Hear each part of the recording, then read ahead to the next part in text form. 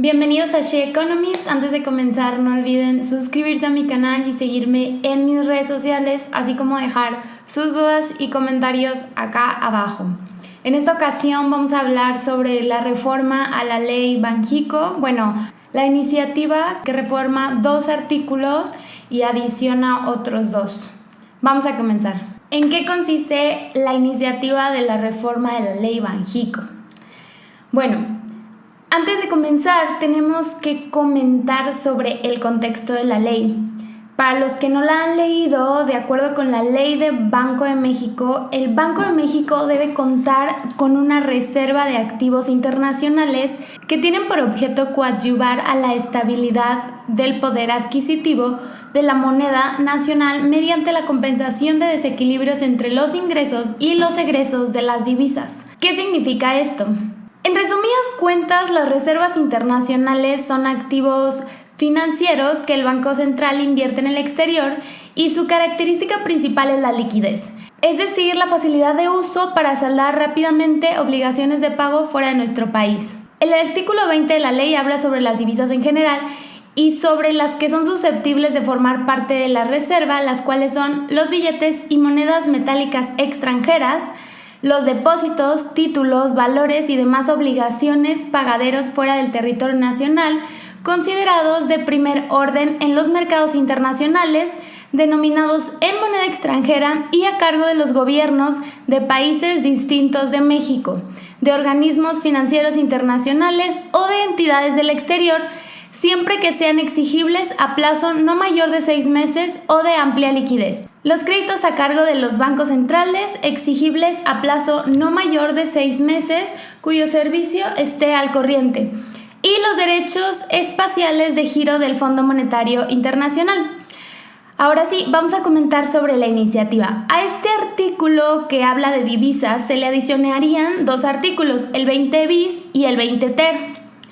El artículo 20 bis diría lo siguiente: los billetes y monedas metálicas extranjeros excedentes que captan las instituciones de crédito serán repatriados a su país de origen conforme al contrato de corresponsalia que tengan firmado.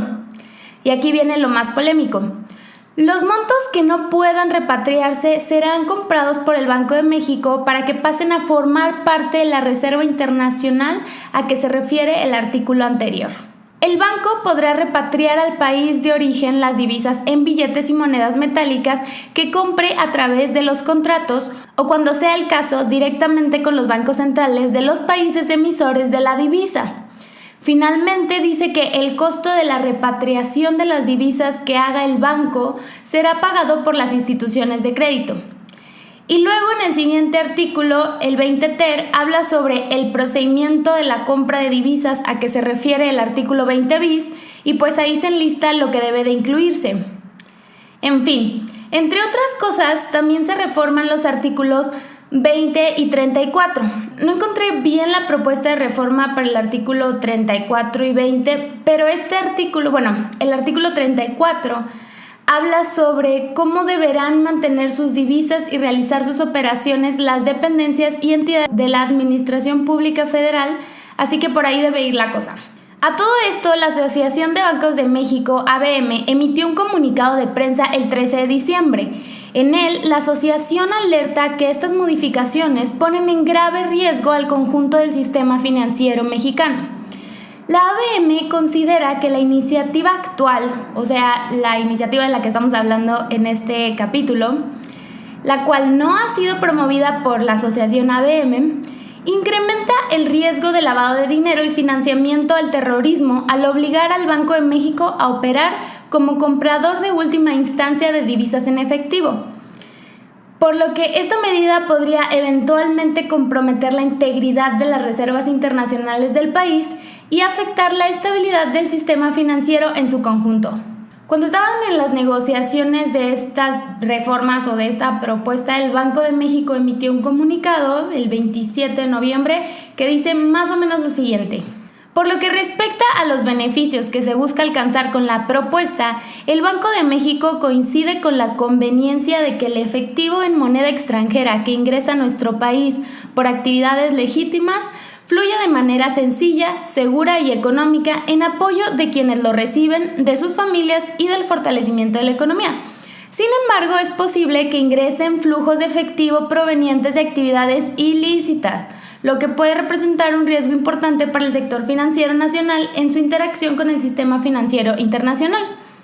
Adicionalmente, cuentan con convenios de corresponsalia a fin de regresar el excedente de efectivo en moneda extranjera al país de origen.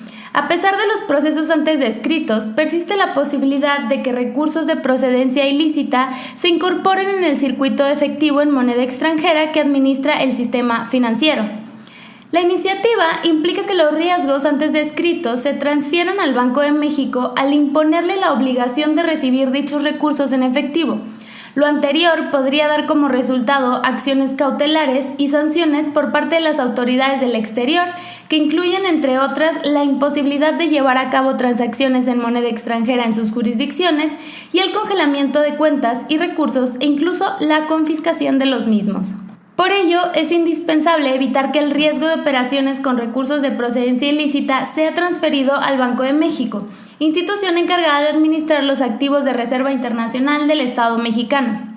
Luego sale la aprobación del proyecto el 9 de diciembre y el banco saca otro comunicado en el que dice lo siguiente: a pesar de las modificaciones hechas al proyecto de decreto por el Pleno del Senado, el Banco de México considera que en las reformas aprobadas persisten los riesgos a las operaciones del Banco Central señalados en su comunicado del 27 de noviembre del presente año. O sea, los riesgos a que ingrese dinero de procedencia ilícita y que esto represente inestabilidad para el sistema financiero.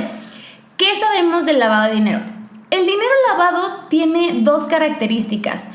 Por un lado, proviene de una actividad ilegal y por lo mismo viene acompañado de un incentivo o intención para poder usarlo de manera limpia, es decir, para consumo o ahorro.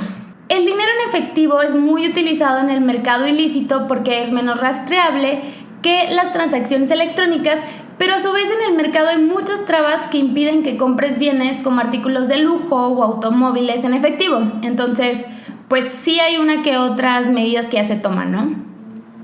Aquí lo que está pasando, y que bien comenta el comunicado del Banco de México, es que el riesgo se está trasladando de las instituciones financieras que ofrecen el servicio de recepción de moneda extranjera en efectivo hacia el Banco Central. Esto podría haberse traducido en sanciones que representan costos y que pueden poner en riesgo la libre disponibilidad y control de las reservas internacionales. Por esto debería evitarse que el riesgo de operaciones con recursos de procedencia ilícita sea transferido al Banco de México. ¿Qué sabemos sobre el lavado de dinero procedente de Estados Unidos? Pues sabemos que hay redes de crimen organizado que operan a lo largo de Estados Unidos y México, por lo que la necesidad de limpiar el dinero está presente. Y sobre el lavado de dinero y la regulación. En el paper de Donato Maciandaro, titulado Money Laundering: The Economics of Regulation, el autor describe el proceso de regulación antilavado que pasó en Italia durante los años 90, aunque el proceso comenzó en los años 70. Este autor toma datos de 95 distritos italianos para estudiar la relación entre depósitos bancarios, economía legal y mercados ilegales. Mide la economía legal usando el PIB per cápita y usa el número de crímenes per cápita como variable proxy del tamaño de la economía ilegal. Corre una regresión lineal y encuentra, número 1, que el flujo de lavado disminuye conforme aumenta la regulación. O sea, nos hace pensar que cuando disminuye la regulación, seguramente pues aumenta el flujo de lavado de dinero. En segundo lugar, él encuentra que el flujo de lavado aumenta conforme aumenta el porcentaje de dinero lavado que se reinvierte en el sector ilegal. El flujo de dinero lavado aumenta conforme aumenta la cantidad de dinero que se tiene que lavar. Y finalmente, que el flujo de lavado de dinero aumenta conforme aumenta la proporción de dinero que se tiene que lavar. Entonces, aquí pues toda esta información que les brindé es para que ustedes hagan sus conclusiones, pero yo la verdad sí me hace muchísimo sentido la postura que está tomando el Banco de México y la postura que está tomando también ABM. Si llegaron hasta aquí, les agradezco mucho por ver el video completo. Se podrán dar cuenta que esta vez ya no le presté tanta atención a estarle hablando a la cámara, porque pues ahorita como estamos involucrando nuevo audio, pues resulta complicado estar haciendo todo lo demás y además estar pues grabando. Muchísimas gracias por llegar hasta aquí, por ver el video. Espero que les haya gustado y pues nos vemos en el próximo video. Chao.